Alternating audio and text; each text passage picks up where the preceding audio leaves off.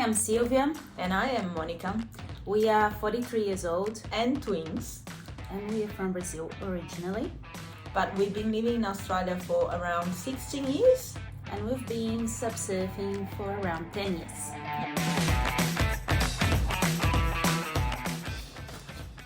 How did your water sport journey start? It started early in the day. Our mum used to windsurf. So when we were really tiny, we grew up in an island off the north coast of São Paulo in Brazil.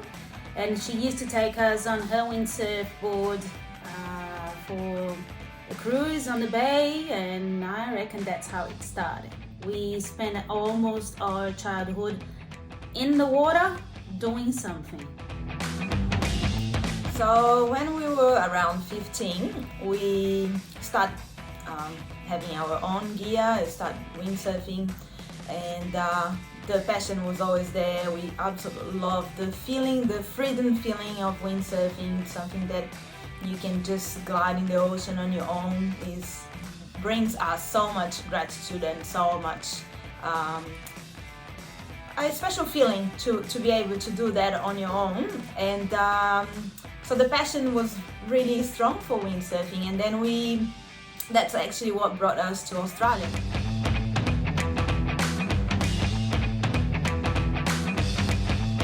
Who did you learn from to do all water sports you do? Did you have expert mentors?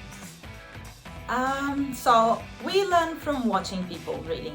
We did a little class, a bit of a day or two class for windsurfing, and then we were windsurfing, and then we just improved watching other people and talking to people, watching videos and stuff, and that was for the windsurf. And subsurfing was pretty much the same. We never did a class. We start subsurfing, and I would say that when I was surfing, a lot of people come to me and actually tell me some tips, and they were actually different mentors, really, and some tips that I still remember. And I can tell you one of the tips right now. One guy one day told me that one of the surfing was all about confidence. If you believe that you can make that wave, you actually do the wave. And that tip was actually really, really helpful. I use that lots of times. I use that in competition and actually use that in life too. It was really good. Which water sports do you guys like the best? I still really love subsurfing. I still feel that I can improve, and I really get excited about the day in the water. But Mon has a new passion. I love foiling. I'm truly falling in love with with foiling. Oh, that's confusing. And because it's the new thing, it's a new sport, it's a new buzz. So that's for me what is like when I start from windsurfing, I start subsurfing.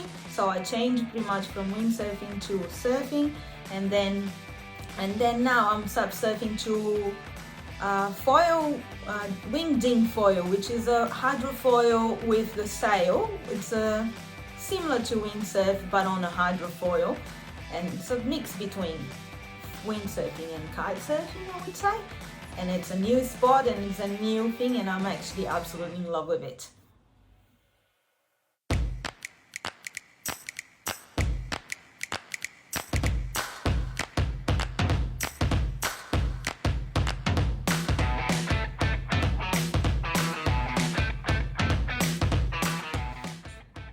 Are you ever scared about being in the ocean? We're not constantly scared. Sometimes we do get a bit concerned. Should we be here? Should we be not? You should really feel your instincts. If you think you shouldn't be there, it's because you probably shouldn't. But the most important thing about the ocean is to respect it. You never win. Yeah.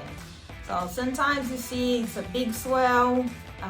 I've been in the water, I've been watching the surf and made the decision that was too big for me, and I'm glad that I made that decision. because I've been in the water when it was too big for me and I shouldn't be there, and that wasn't a good lesson. That was a tough one. No, I had competitions that I was at the back and it was absolutely massive, and I really didn't feel I should be there. So, yeah.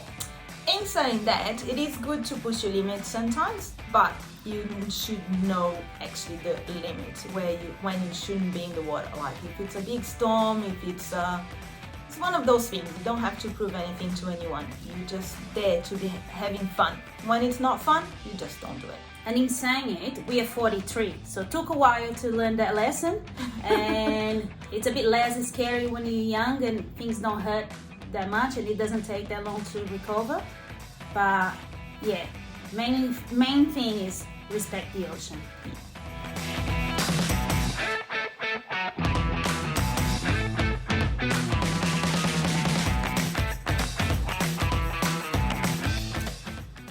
What do you girls think about when you are in the surf? Mainly when I'm in the water, I look around and say, wow, how lucky am I to be here. We live in such a beautiful place. WA is stunning, the waters are stunning, the colors are amazing. So I really feel grateful. That's my main thing. For me, it brings me a big happiness from the heart. It's just, grateful to be in the water and doing something that we love.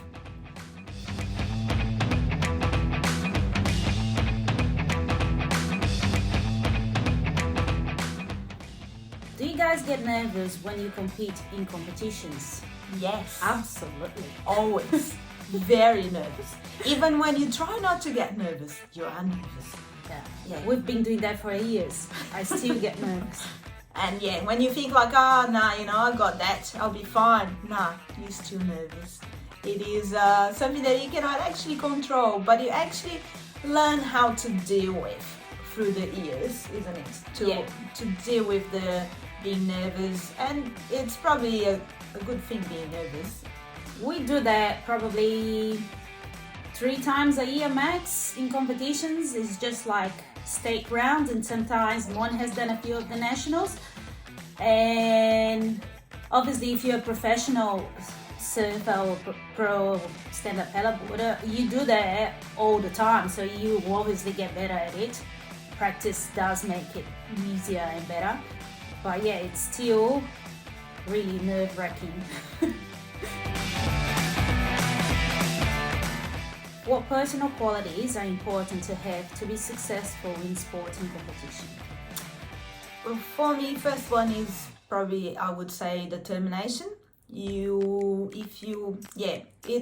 goes close to the confidence as well. If you believe you can do it, you actually can do it. You will be impressed how much you can do it when you actually do it. If it makes sense. But Seals reckons, in my opinion, to have a person that do the sports review that is up there. So when I start, Mon was already doing it, and I really have to push myself to start giving her a hard time in the competition. When I did get to that point of giving her a hard time in competitions, then we start keeping pushing each other's up, because we were always surfing together, having fun, but making sure we are better than each other's. And I think that's a very healthy way to improve. You have a mate that do it with you, is as good as you or better than you, even better. We'll keep pushing you to get better every time. Are you part of a community of people that share the same interests? What is that like? Well, the SUP community is actually a really nice community. We used to say that it's like a big family. When we go to the competitions, it's like a school camp. Everyone goes to stay close to each other in rent houses, and then we all go surf all day and have barbecues later in the afternoon. The SUP community is actually quite well known for being a very laid back into the competition. You're there competing, but you're happy if your mate beats you, because it's surfing competition. You've got a bit of a luck as well. It's not just the waves. Oh, it's waves, skills, and a bit of a luck. Because if you get the wave, if you get the good wave of the set, you probably are the one that's gonna win the competition. And so it's a really nice community. Everyone is happy to be there, surfing with each other and pushing each other to do their best. And yeah, it feels great to be part of that community. And everyone really do care for each other. We have incidents that someone got hurt in the water, and at the same time Phil jump in the water on the board to rescue the other person. Someone breaks something, someone will run down from the top to give you an extra fin or a leg rope that you broke. Like, not necessarily being someone that you with, but it's a very, very strong and good community to be part of.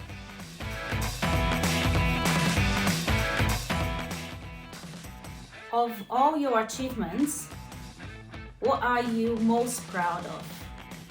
So in 2019, I actually was Australian champion over 40s women's in Phillip Island. That's my trophy here. Yeah, Sylvia is a bit jealous about it, but it's okay. She'll get one day. Still working on that one. What have you learned about yourself while pursuing your interest? Well, one of the things that I learned is that I'm actually very competitive, and Sylvia is very competitive as well. I think our whole family is very competitive. But we are both very determined because but it's a passion as well. It's not that we are surfing to do well in the competition. We are surfing because we love it, and things come with it.